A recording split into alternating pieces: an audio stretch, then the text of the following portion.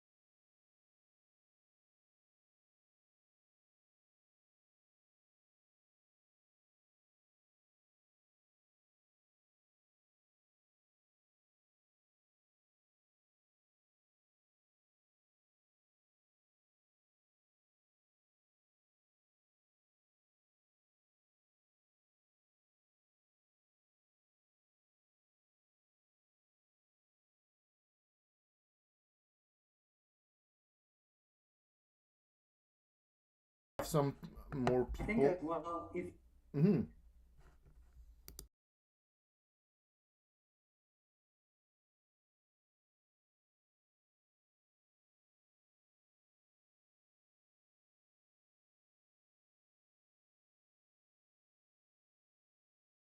Unmute here, and let's do the official intro here. So, good afternoon, everyone. Evening for most of you. Thank you so much for spending your Sunday with us. We had a really great talk earlier today from Guy Pierre, and now, as I said back on that talk, um, quite a way of saying goodbye to our Global Butterfly Week with this two great speakers. Because right now we have with us uh, Matthew Huan. He's all the way to the other side of the world where we are. Well, I am in Sydney, Australia. So I'm not going to spend a lot of time introducing him because most of his talk is actually telling us who he is and how everything has evolved for him. I think that's the talk. I think it is. Yes. So, anyways, thank you so much for people who are being here. Now, people in YouTube, feel free to shoot your messages over the chat. I'll fill them back to Matt once we are done with the talk. Same in Zoom. Just type your comments in the chat. I'll be passing them on to Matt. And of course, if people are watching this video like not live, uh, I'm presuming, sorry to put you on the spot, Matt, that maybe Matt will share eventually his email so they can get in touch with you and just shoot you away some questions. Anyways, again, thank you so much, people, for being here. And yeah, let's get started. So I'll get out of the way here on the screen so we can just see Matt's. So take it away. Okay, well, good morning to everyone who is tuning in from this side of the world. I know at your side, most of you, it's in the evening. So good evening to you. And for those in Latin America as well, buenas tardes, ¿cómo está? Hope everyone's having a great time. And yeah, it's like I'm very happy to see that the Global Butterfly Week has been really successful with lots of activities. Well, anyway, let's get started with my presentation. Let's see. I'm just going to share my screen.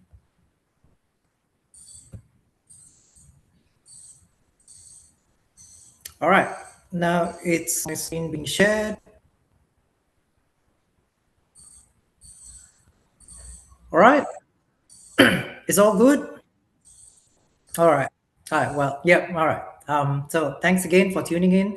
Really, what I felt like talking today, it's more of sharing my experiences, having worked with butterflies and also being really interested in butterflies since young, and the things and experiences that I've learned, maybe about some species, or also like the places that I've been to, and hopefully it's something that I'm happy to share. Hopefully you can take away something from it as well, and just enjoy. So my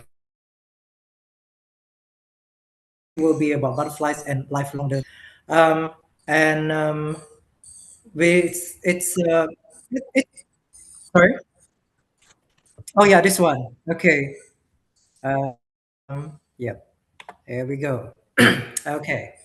So it is a practice here in Australia that we do an acknowledgement of country for the traditional owners and the custodians of lands, which are the First Nations and the Aboriginal people. Now, specifically in Sydney, that would be the Eora and the Gadigal people. So this is just a way for me to give acknowledgement that my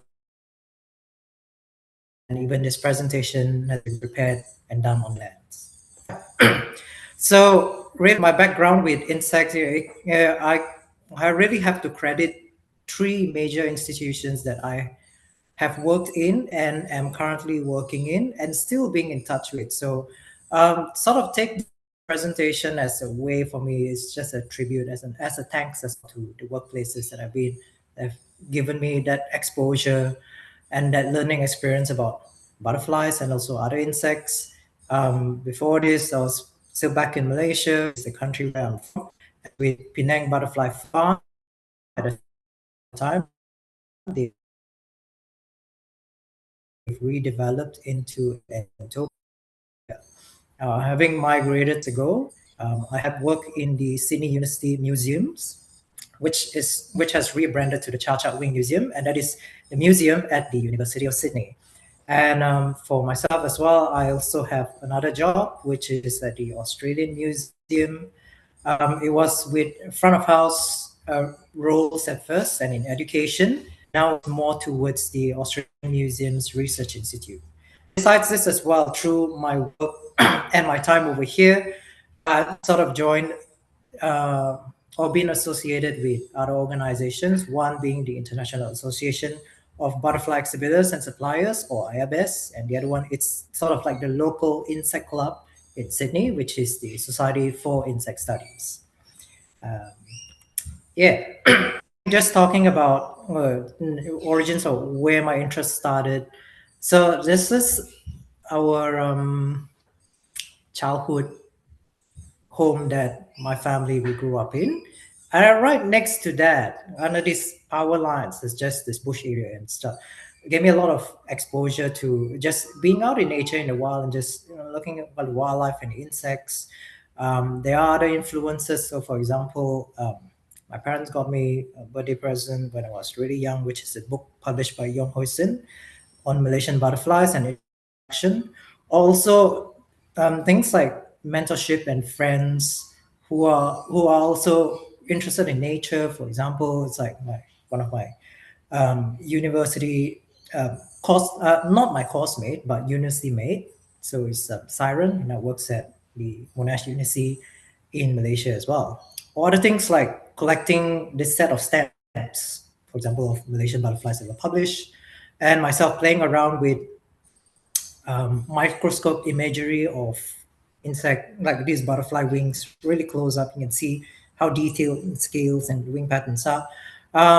But really, though, I do have to credit my family, my parents, especially for bringing us on all those nature trips, places like zoological parks, aquariums, butterfly farms across the country. That's sort of an exposure to these animals and sort of where my love for nature developed as well, including as well, say, walks in nature reserves or national parks in Malaysia, Taman Negara, or other places around the country. And so it's like, well, it's a common urban butterflies that I do encounter just being within the cities in Malaysia. I sort of I do have an interest in that, sort of sparked the interest as well. And these images were taken recently on a trip back about a couple of years ago and just uploaded onto iNaturalist. Because I think iNaturalist, it's quite something that's well known globally. So for it's good to see that there is eButterfly as well, which is the platform specifically for butterflies that before this I did not know about. So I will certainly be checking out this platform in the future. And my career with insects really launched off in what was the Penang Butterfly Farm, and it's sort of we can see this was a place where it really tries to teach people about insects, not just butterflies as well. It has its museum. It also has the walk-in aviary center. So, and also this educational component to it. For example, there's that one of our education sessions or displays that are meant to educate as well. So, for example, this one's showcasing the life cycle of the tree nymph from the eggs through the caterpillars, different stages, the pupa, and the butterfly as well. So, something for example, I've learned things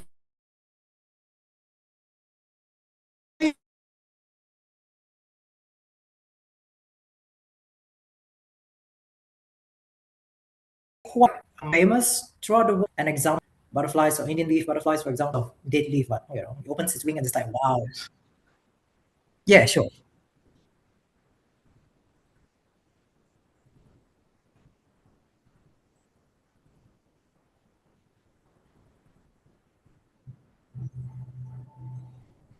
Oh, okay. Sure. It's the Now is the audio fine at the moment?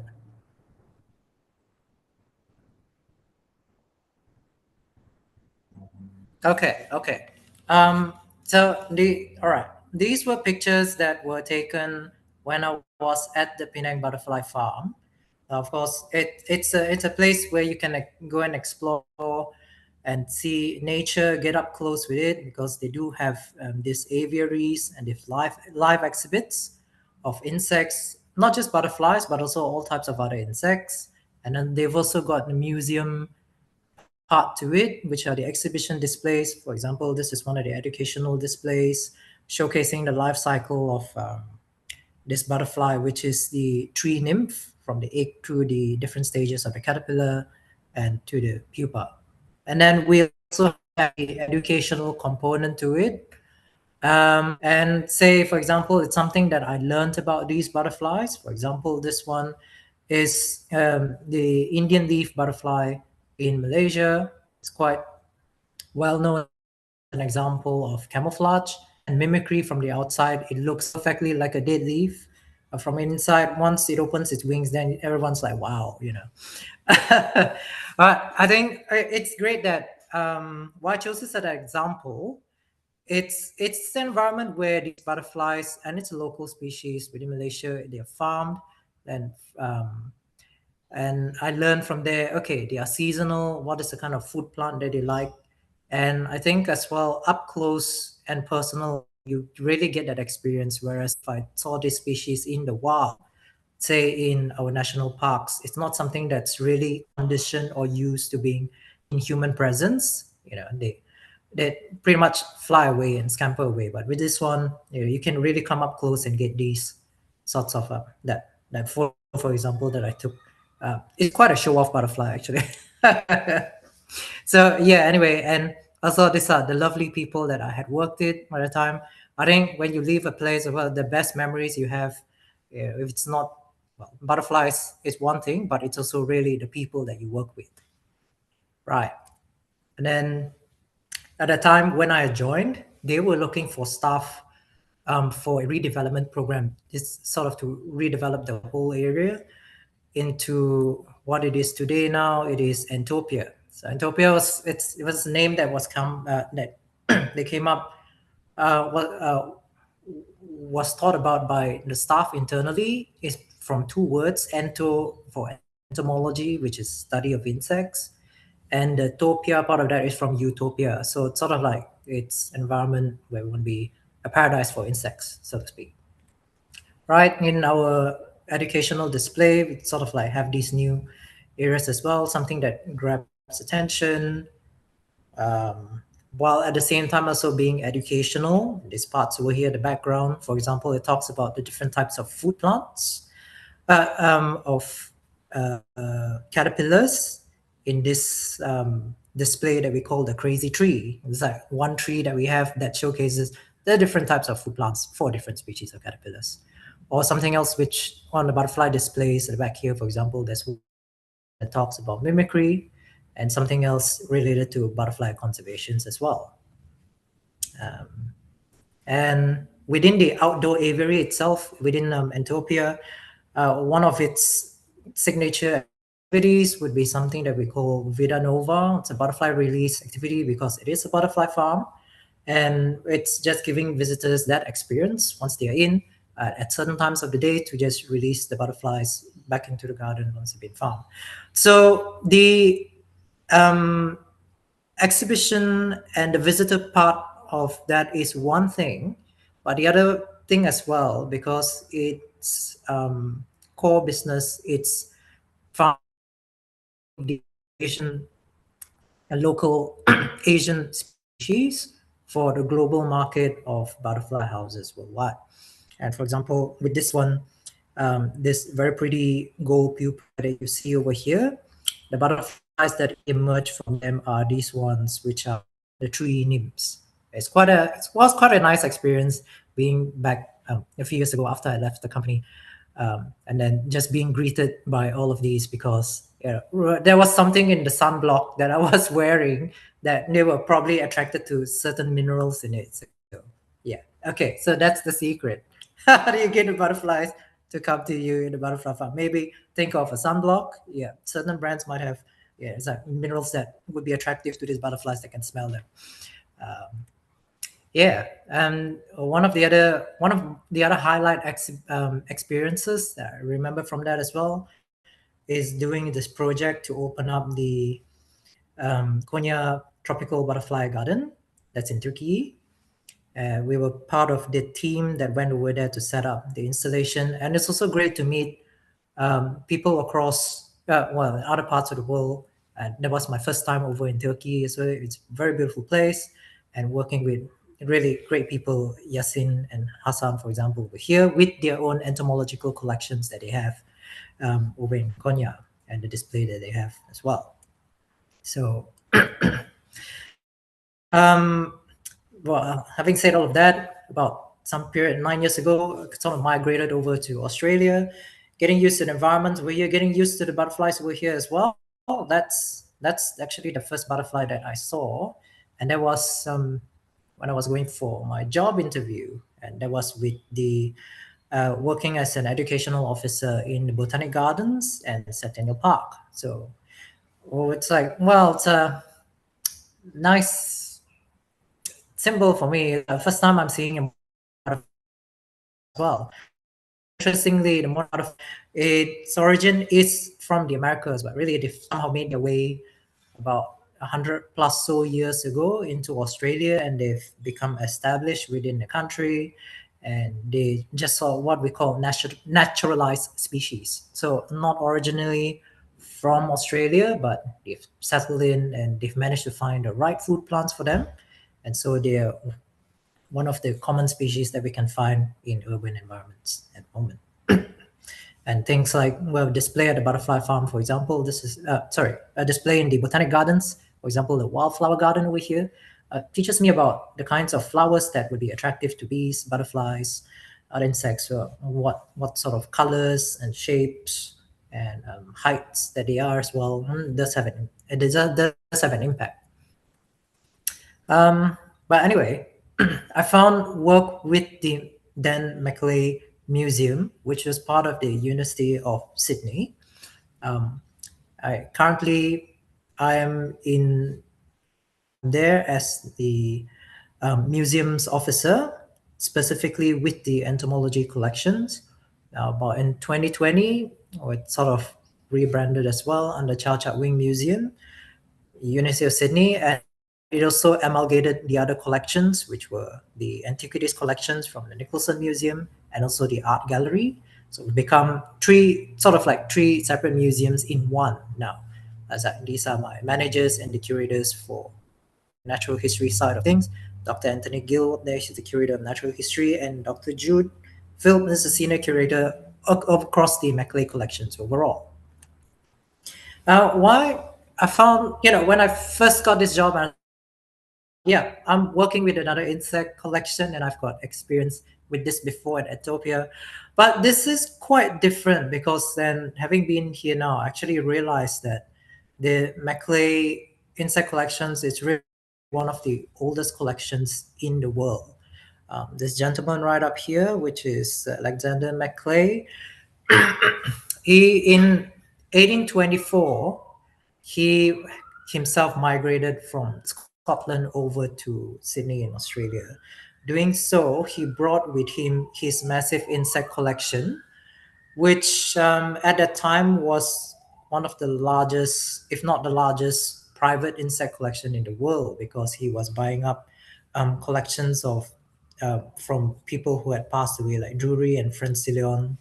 Um, and these collections included a number of butterflies that were named after people, by the likes of Fabricius, Drury, and so on. And these were the butterflies that they had actually used. So in science, what we call, if it's the first specimen used and used to describe that species scientifically, that's what we call a type specimen, right? And Alexander Maclay and his son William Maclay and nephew William John Maclay, they developed the collections over time, and eventually William John Maclay donated them over to the University of Sydney. Yeah, so it's for me, it didn't start that way, but it's like, wow, I'm actually working with one of the oldest insect collections in the world. And I think just to showcase a bit on how significant it is, 2023, we had a visiting researcher, Dr. Angel Villoria from Venezuela. He came and he really was just looking for tree type specimens from South America. But for the months that he was here with the fellowship, he found hundreds of these long lost types. People thought they had been missing, over time they either got destroyed or deteriorated, went missing. Actually, no, because Alexander Maclay moved from the UK over to Sydney a very long time ago, and then over time, out of sight, out of mind, these collections would have ended up in institutes like maybe the British Museum of Natural History, for example, but they actually came over here and were donated to the University of Sydney. So in the end, it seems we actually have them. And it's ongoing research work that involved with Dr. Angel at the moment. It's just trying to write up and ascertain, verify that they are indeed the types from long ago. Now, my other workplace is at the Australian Museum. That's we've got one of the largest collections within the Southern Hemisphere, certainly in Australia. As far as museums go, we've got 22 million objects. And if you come to Sydney, that's typically the natural history museum that people think about. So, for example, if we talk about educational components, one of the exhibitions we have is this redeveloped Surviving Australia exhibitions. We're showcasing local species of Australian butterflies um, based on the context of the habitats that they live in. So these ones over here, this set, you can find them in the urban areas and city. These ones, they're more in the arid regions where, all right, the more of the outback is, and then these ones are the tropical rainforest species of insects.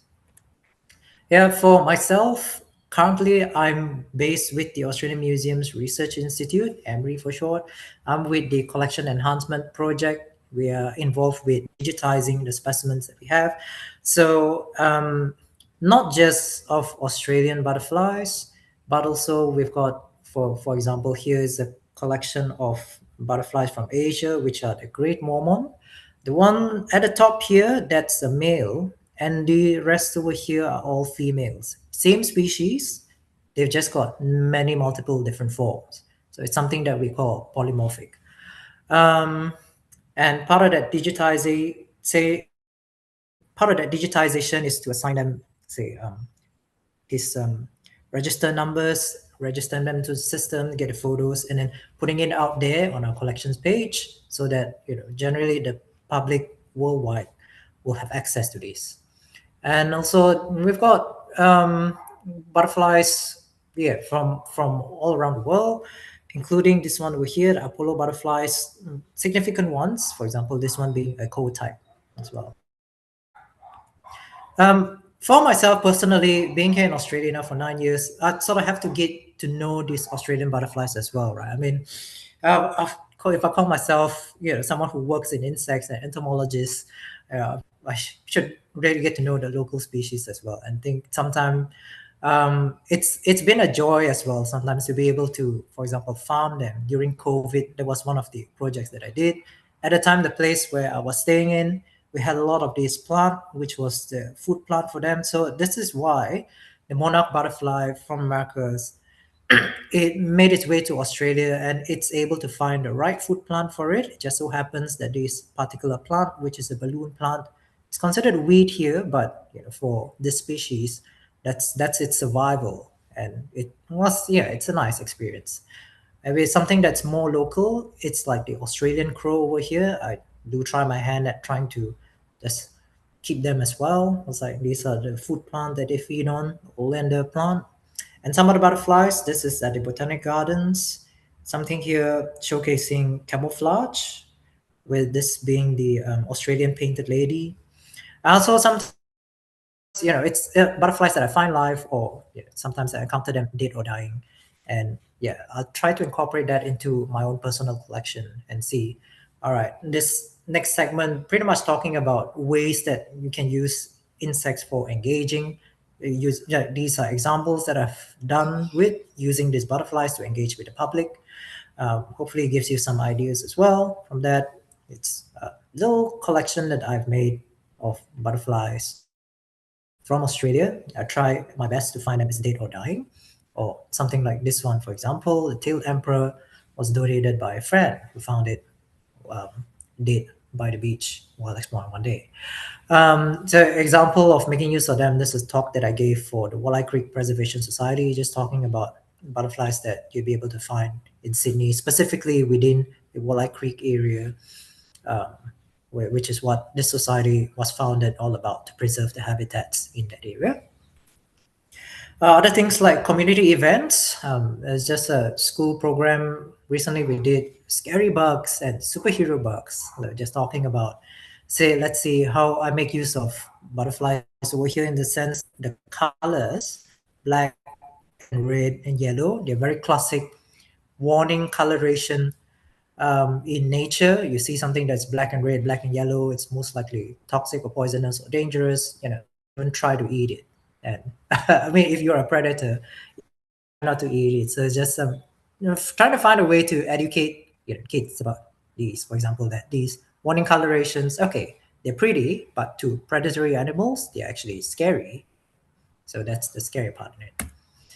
Other things like community events. This is what we do every year at the Australian Museum.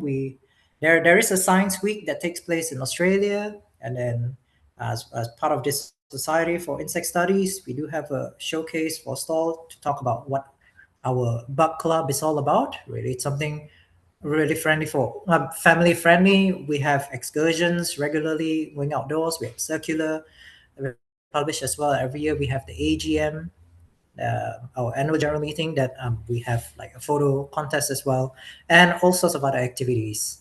This is for anyone in Sydney. If you're really enthusiastic about insects and all, you can join. Now, for myself as well, I think last year was quite a highlight representing the AMRI with some of our little display cases over here with my wonderful colleagues. Or other things like podcasts. So, for example, the professor that came to Chau Museum, Professor Angel Villoria, he did a podcast about rediscovering all of these lost type specimens. Something else that I did, talking about a specific group of Australian butterflies, which are Isabels, and something I did with the Sydney Society, Southeast Asian, Sydney Southeast Asian Center, one of our research institutes based in the UTC of Sydney as well. So just showcasing butterflies that are in common between Australia and Southeast Asia. Other things like collaborations, never really lost touch of my roots. So this is back in Penang, where Entopia is based. Like we did this talk, just showcasing beginner's guide to urban butterflies of Malaysia, just trying to raise awareness. And they did this for this activity, Penang City Nature Challenge 2021. Social media as well. I really have to thank my lovely colleagues in marketing over at Chak Museum as just helping to give a platform for me to showcase the collections that we have over here. So some examples that we did, and social media is quite a big thing. We have several staff to manage social media. So I think it's one of the ways that we really it's really core for us to engage with audiences, especially reaching out to the public. Other things like articles that written something about butterflies versus moths, for example, or talking specifically something about the collection. And of course, being a museum, one of the other core offerings we have would be exhibitions. For example, this one talking about animal gods, where try to showcase the history of naming butterflies and why certain butterflies have the names they are. And then because this was back in the day when the early naturalists and the scientists were naming their insects, the inspirations based on and Greek and Roman mythology. So you may know the story of the Trojan War. That's um, Helen of Troy, who was, who, depending on your version, was kidnapped Paris or eloped with him, and they left, and that starts the Trojan War between Athens and Sparta. So, yellow-bird winged butterfly, for example, scientific name Troidis helena. Troidis from Troy, Helena after Helen of Troy. And something else, Popular Ulysses, named after Ulysses. It's one of these exhibitions where we try to mix and match. There's antiquities within it, and we should try to tie that in with natural history and just bring that whole historical background to both Greek and Roman mythology and also taxonomy. Something that we did in the Australian Museum. So even though our exhibition centered around sharks, so there's still ways that you can incorporate insects into the learning and educational experience. For example, this was a portion of a video that was shared in the exhibition space, and it's knowledge that was shared by Shells Marshall here, talking about this specific species that you would find in Australia. And the indigenous wisdom here is that when Aboriginal people, when they observe this black butterfly starting to migrate, then they know that certain fish that they are going to be migrating as well, and the sharks will be following them. So it's sort of seasonal animal movement, animal behavior based on other things. Butterflies being an indicator in this example. Um, one of the other core experiences that we offer at the university, of course, because of its environment, is object-based learning, where students or people from various faculties across the university, or even available for corporate hire, are able to interact with and handle some of our actual museum objects in these examples that you see over here. So with these butterflies, for example, that were set and prepared for this purpose. And of course, student projects will that. So I think next few chapters will be talking about something quite interesting about glow in the dark and fluorescence. This was a project that was done by this group of students showcasing exploring fluorescence in butterfly wings and like what their purposes could be in nature and how to use that, how to apply that, say in diagnostics tools. They made a presentation on this. These were some of the butterflies that we explored under natural lighting. They're pretty. Under ultraviolet light at 365 nanometers. Wow, it's like their colors really pop out. And I think what's interesting to me is that it's not a uniform color, and they're all very different colors as well. You got pink, you got blue here. I think this one particularly stands out to me. It's called a ghost brimstone butterfly. I think over in your side in Americas, you would be quite familiar with these two species, Antheos chlorinde, and the ghost brimstone. And the patches over here, sort of like, we think about it, it could be signals for species recognition among themselves. I think these would be the sex brands on these particular butterflies, which are the male butterflies. So it was did not expect to show that way, and it's a different way of presenting yeah, an insect, a butterfly. Something else involving fluorescence, say this research that we did with a researcher from the UK who came to visit the Australian museums, the Gareth Tilly. It was to do with can nocturnal ultraviolet surveys help support monitoring, say, a threatened species in Australia, which is the purple copper or the Bathurst copper. The idea behind this is that in monitoring, say, butterfly health, population activities, and all of that, some of the things that I learned from his research: number one, monitoring using larval stages, it's more reliable and has a longer period for observation. Because we think about it, say if we want to do a field trip, a survey of butterfly population, and if it is a cloudy day or it's a raining day, then the record for that year is that, there's actually a very low amount of observations that are done. And then the next year, if you do that again on the same date, it's like, wow, if it's sunny, then you suddenly see a lot of butterflies. So it's not very consistent in that way. You need a lot of data and a lot of more observation days to just make it more consistent. So one of the ways that Gareth was exploring is actually looking at the larval stages, because also they spend much longer time of their lifespan as larvae. And this applies for certain species, not all species, but for some species, it's actually quite easy to do this because you're out in the dark and then you're just applying the ultraviolet light onto them, and these caterpillars, they pop up like glowing candy. So just maybe it's a different approach on how you think about monitoring and doing a survey for a population of insects out in the field, right? And I do want to highlight with these researchers, it's the power of networks. I mean, among us, because see, Garrett is here in the UK and he's associated with the Butterfly Conservation Charity. But before this, I had no knowledge of him, no prior contact.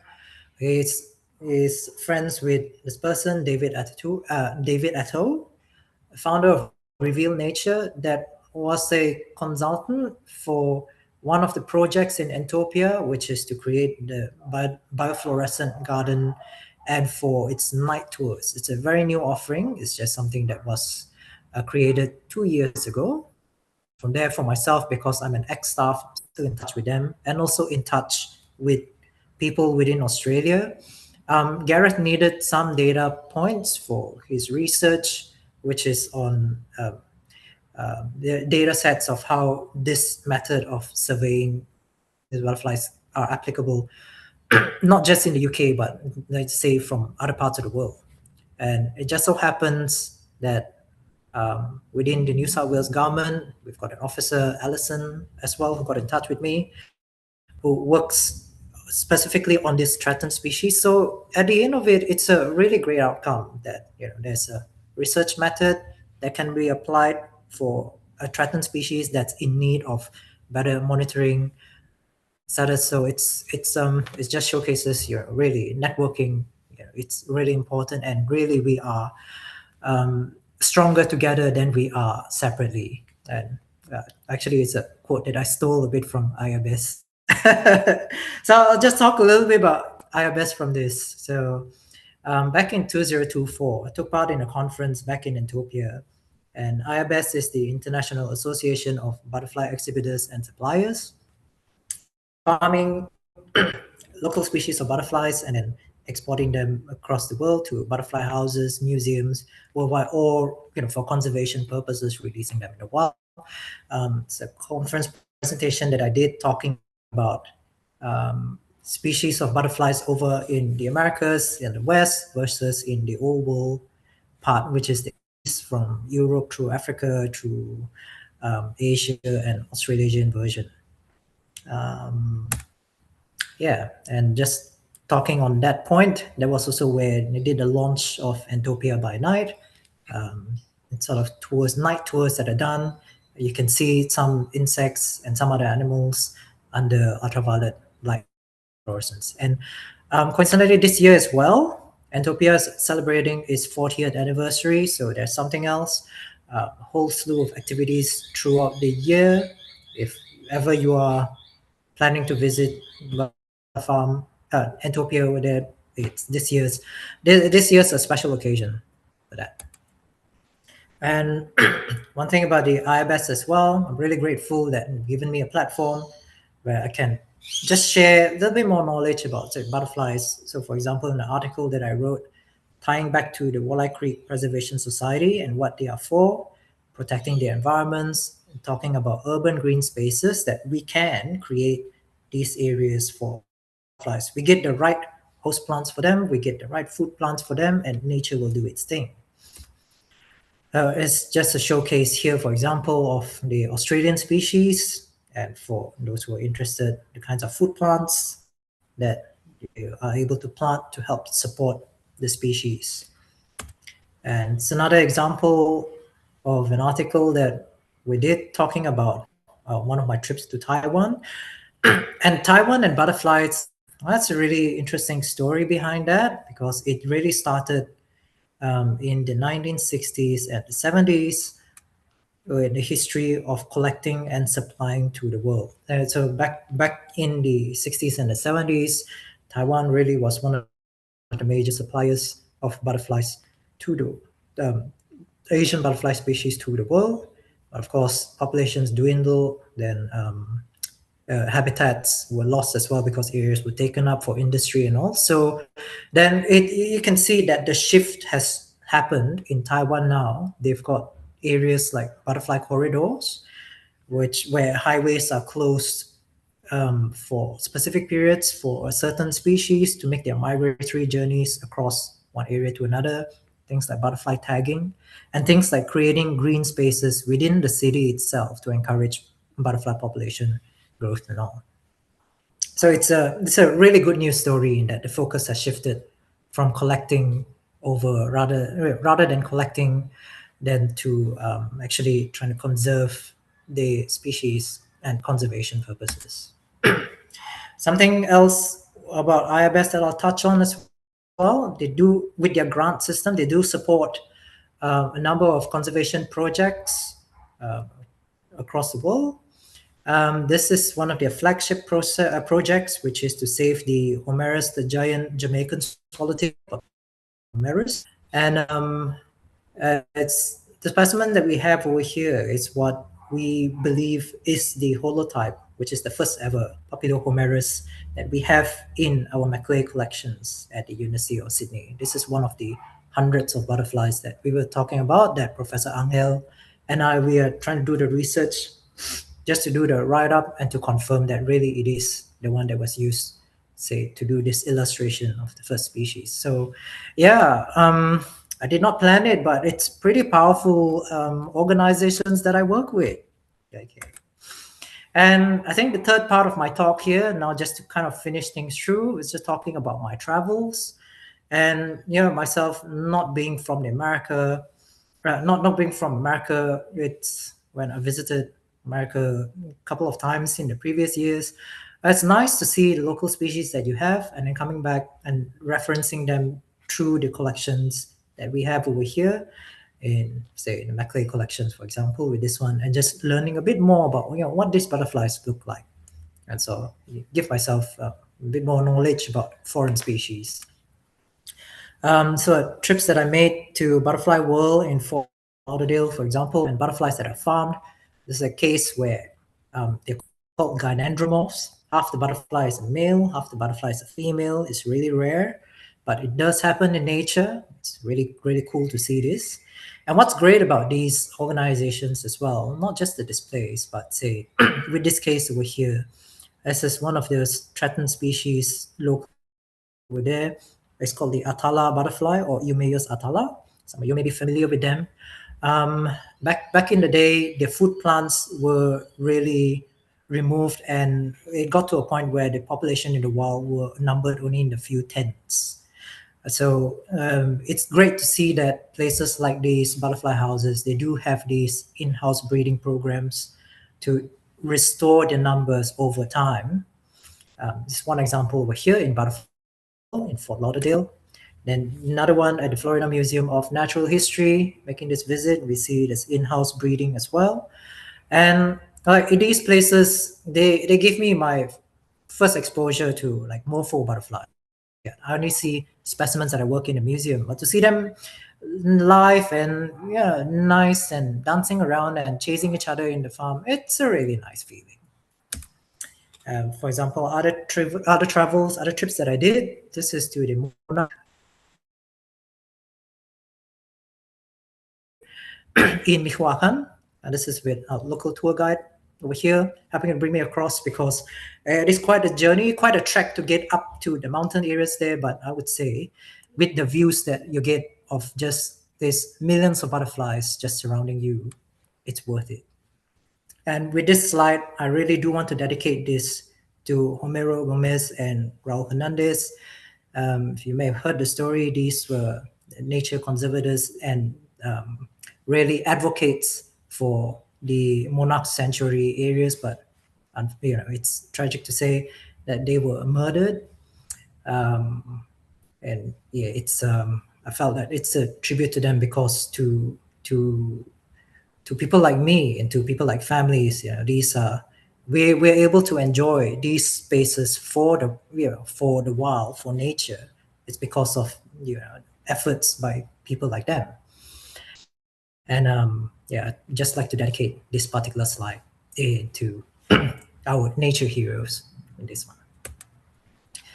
Just coming back more locally, over here in Butterfly Farm, Butterfly Garden and Insectarium in Thailand, we're farming a local species here, which is the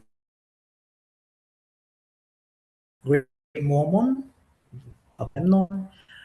Um, and this particular butterfly, just a bit of cultural history as well. It's the red-based Jezebel, but the local name for that is called the announcing good news butterfly, because in Chinese culture, reds and yellows, they are traditionally auspicious colors, and their peak appearance is during the time of the Lunar New Year as well. So the naming just coincides very nicely with that. And these are the people, the staff, and the volunteers who work at the Butterfly Reserve, places where I am able to see these butterflies. So this one over here, example, is a butterfly, the caterpillar for the yellowbird wing that is farmed over there. And this one, areas, well, these caterpillars are just in the wild, and then it's great to see nature doing its own thing once you provide the space for it. I think just to come to close this whole thing, we just want to highlight conservation work that's done in China by this particular person, Yang Zhenwen, for decades. And just reading about this was really inspiring in this report prepared by Zhang Kewei, Liang Jun, um, that talked about conserving a particular species, which is a jungle queen. Now, it's not an easy road as well, because back then the local villagers had thought it was a pest and were seeking to eradicate it. But then transferring this into flagship species, using it and showcasing it as an example of conservation, it's something that I felt is so inspiring, because it's work that takes place over decades. So at this point, this was this year, we're talking about this particular species, the jungle queen. In Chinese, the local name is arrowhead or arrow and ring butterfly, because we're looking at the top, the dorsal side of it. These little things look like arrowheads. On the underside, you've got this row of eye spots here that look like the rings. And I think I'd just like to play a video and just to finish this thing at the end on a positive note. So I'm just going to exit for a while and just see open up playing that video in Yunnan, which is where that particular butterfly is found. I think at the moment, if anyone has any questions, feel free to ask while the video is loading.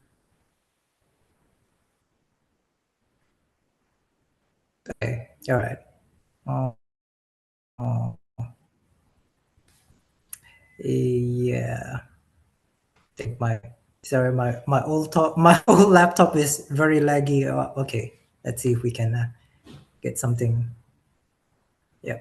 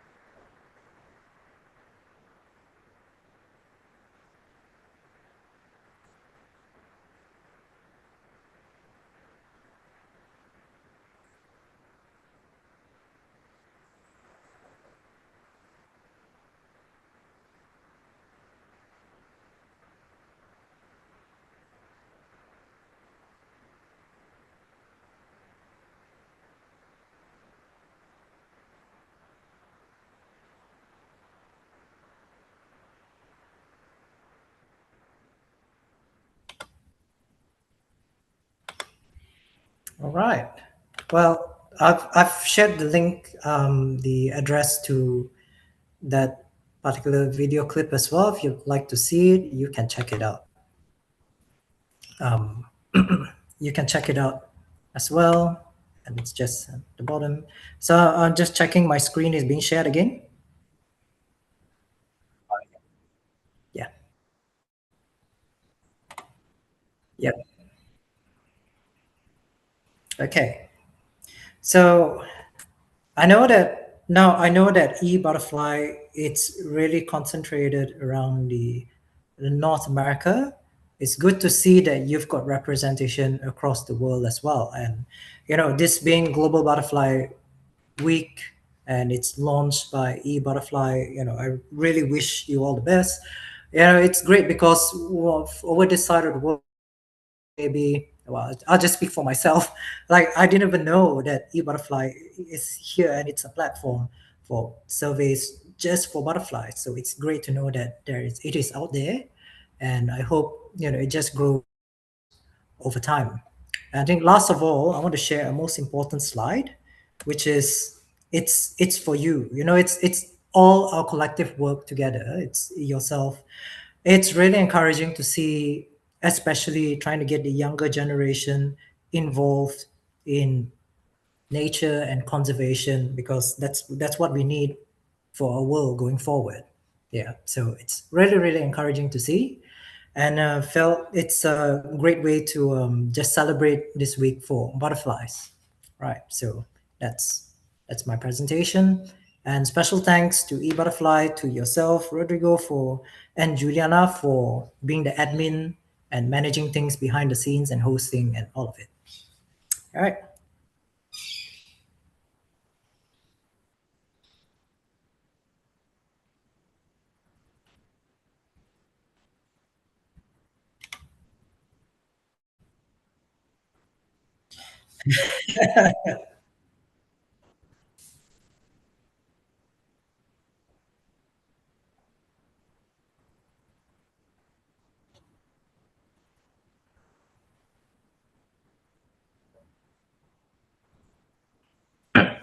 Not Yeah, Noctuid and Sphingid moths certainly.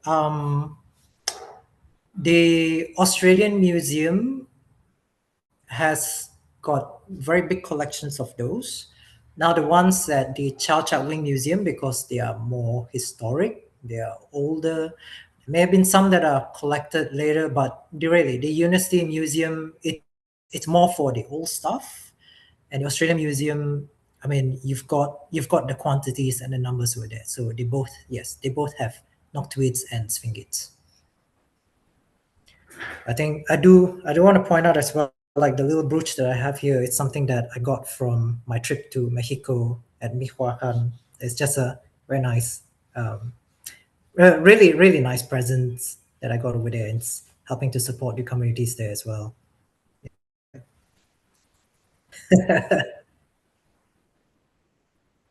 Oh, that one, yeah, yeah. So this is really from the reserve at the Michoacan, the monarch.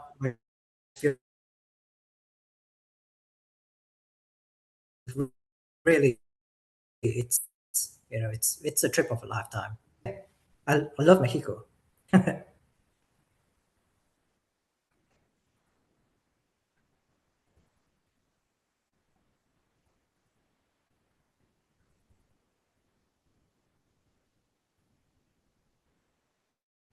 Mm,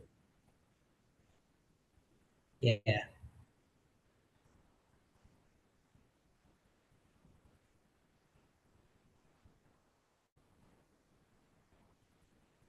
Anyways, hopefully that answered your question, Avinash. Let's see if in YouTube we have. Oh, we have some comments here in YouTube. Let me see. Okay. First, says, "What a beautiful and inspiring story and journey in the world of butterflies. It is truly wonderful to see people from so many parts of the world coming together to work for conservation." That's awesome. Thank you so much. And Thank you then so much. A beautiful comment. Yeah. and then Juliana, Julie. She's saying, "You must come Yeah. to El Retiro, Colombia. It's a wonderful place, and we'd be delighted to show you our butterflies and nature." So, I would love to. I think Colombia's got that title of the place which has the most butterfly diversity, right? How many thousand species is that? Certainly, Colombia is on my list of go-to places.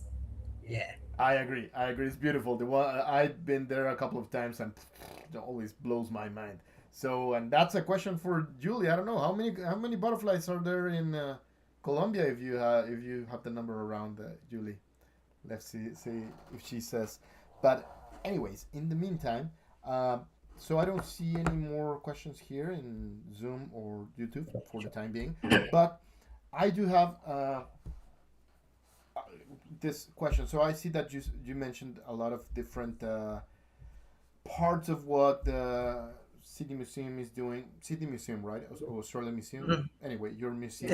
Yeah, yeah. Well, both of these, Okay, well, of all the things yeah. that you guys are Chau Museum, Chau Museum, and the Australian Museum. got it, got it. Yeah, sorry about that. But anyways, all of those things. But I, I I don't know if maybe I missed it or but do you guys do anything regarding community science per se? As in, okay, as in citizen science. So there would be the research projects. So, for example, with the Australian Museum, we do have that showcase for the Science Week. We have the Australia's Sydney Science Trail. Yeah, that's one where we really put it out there to the public on science. There is the Atlas Living Australia, and also there are bioblitzes, what we call them, and that's like the Great Southern Bioblitz. That's in the southern part of the hemisphere. So we may get involved with that in our personal capacity or as representing part of the museum or staff across the museum do take part in that in their various areas of whichever areas of animals or botany that we specialize in. Got it, got it. Okay, no, that's Hope that great. answers the question. Yeah, I mean, Yeah. it's I was sure that you guys do a lot of community science. Just so I was surprised that you didn't mention it that much. But yeah, thanks. I knew that you guys did a lot of that, and it's good to showcase it. And Yeah.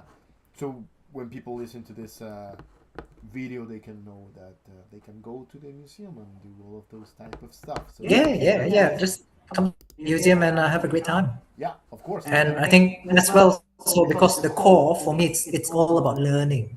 So yeah, just come and learn about Australian fauna, all of that. Yeah. Exactly. Perfect. No, that is great. Um, Matt, I mean, has been awesome. Thank you so much. Has been great.